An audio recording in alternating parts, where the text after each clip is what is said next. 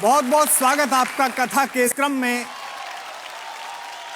और इस क्रम में सबसे अधिक महत्वपूर्ण वे 4 धाम हैं जहां की यात्रा संपन्न करके व्यक्ति मोक्ष का अधिकारी हो जाता है। ये 4 धाम हमारी आस्था के युगों युगों से प्रतीक हैं। बद्रीनाथ सतयुग के प्रतीक हैं तो रामेश्वरम त्रेता युग के साक्षी रहे हैं।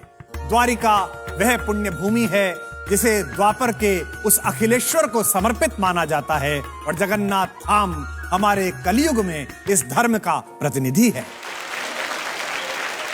धर्म के 2 पुत्र हुए, एक नर और एक नारायण। दोनों बेहद सात्विक, बेहद अच्छी प्रवृत्ति के। एक दिन लाड़ से उमगी हुई उनकी माता ने प्रसन्न होकर उन दोनों बच्चों से कहा कि तुम मेरे दोनों पुत्र अत्यंत मर्यादित और बहुत अच्छे संस्कार के हो। मेरा मन है, मेरी इच्छा है कि इसके मां के मातृत्व के अतिरिक्त भी मैं तुम्हें कोई वरदान दूं। दोनों बच्चों ने एक ही वरदान मांगा। दोनों ने हाथ जोड़कर मां से कहा, धर्म के प्रति, पिता के प्रति हमारी गहरी रुचि से आप मोहित हैं ही। माता, आप हम दोनों को तपस्वी होने का वरदान दीजिए। मां हैरान हो गई क्योंकि जिन पुत्रों से इतना अधिक मोह था, जितना अधिक स्नेह है, जितना लाड़ है, अगर उन्हें तपस्वी होने का वरदान देती है तो वे तपस्या के लिए परिवार को, घर को छोड़कर चले जाएंगे। लेकिन वचनबद्ध माता ने अंततः पुत्रों के मोह को पीछे करके अपने वचन की पालना की और दोनों पुत्रों को परम तपस्वी, परम तेजवान होने का वरदान दिया। अपनी मां से मनचाहा वरदान प्राप्त करने के बाद नर और नारायण घर परिवार की देहरी को त्याग अपने संकल्पों को हिमालय जैसी ऊंचाई देने के लिए पर्वतों के उस प्रदेश में पहुंचे जहां उन्होंने कठिन तपस्या आरंभ कर दी। बद्रीनाथ वही पवित्र भूमि है जहां धर्म के उन यशस्वी पुत्रों ने सहस्रों वर्षों तक घोर तप किया है। जिस पर्वत पर नर ने तपस्या की वे इतिहास के शिलालेख पर नर पर्वत के नाम से अंकित हुआ और जिस पर्वत पर नारायण ने तपस्या की उसे आज भी हम नारायण पर्वत कहकर प्रणाम करते हैं। आइए अब बढ़ते हैं दूसरे धाम की ओर, यानी कि त्रेता युग का प्रतीक, भगवान की पुण्य लीलाओं का साक्षी वह रामेश्वर तट, जहां अनाचार के विरुद्ध एक तपस्वी के युद्ध का ऐसा उद्घोष हुआ कि विश्व आज भी उस आतताई के खिलाफ भगवान की उस भूमिका को दशहरा और दिवाली के रूप में मनाता है।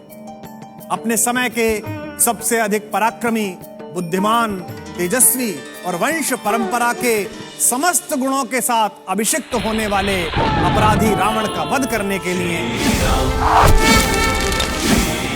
भगवान मर्यादा पुरुषोत्तम श्री राम ने इसी स्थान पर शिवलिंग की स्थापना की थी।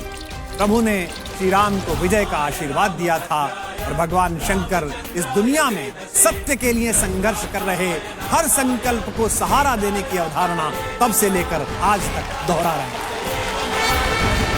आइए अब प्रस्थान करते हैं द्वारिका धाम की ओर। भूमि का वो पवित्र पावन हिस्सा जहां भगवान ने अपने सहकारी रूप को प्रकट किया और उसे राजधानी बनाया।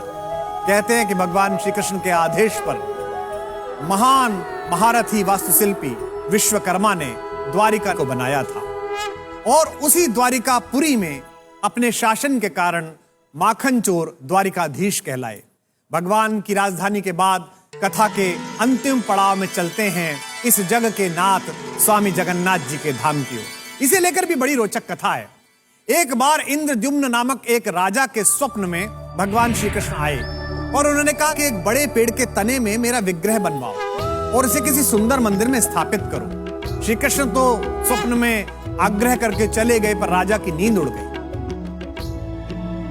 उसे पूरे भारत में ऐसा कोई मूर्तिकार नहीं मिला कि जैसी मूर्ति उसने स्वप्न में देखी थी ऐसी निकाल सके। एक दिन राजा के द्वार पर एक बूढ़ा मूर्तिकार आया और उसने कहा, मैं ये काम करने के लिए तत्पर हूं, किंतु मेरी एक शर्त है। मैं प्रतिमा का निर्माण एक बंद कक्ष में करूंगा और प्रतिमा का निर्माण पूर्ण होने से पहले उस कक्ष का दरवाजा अगर किसी व्यक्ति ने खोला तो काम जहां पर है मैं वहीं पर रोक दूंगा।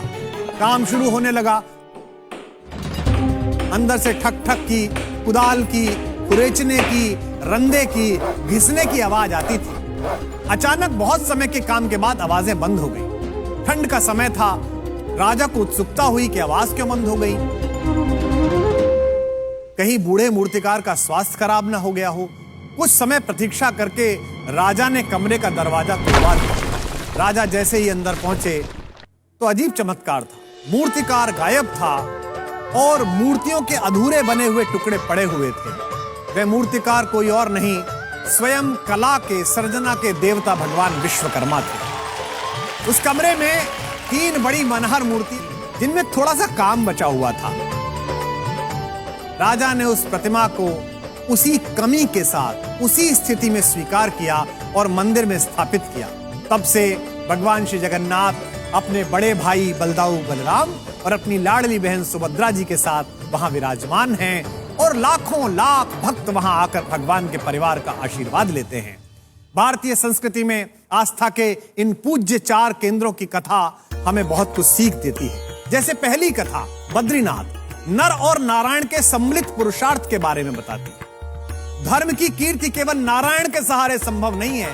जब तक नर उद्यम नहीं करेगा, नारायण भी कृपा नहीं करेगा। इस सृष्टि के समस्त शुभ संकल्प नारायण और नर के संयुक्त प्रयास से ही संभव है। इसका दूसरा उदाहरण, कथा के दूसरे भाग का सार क्या है?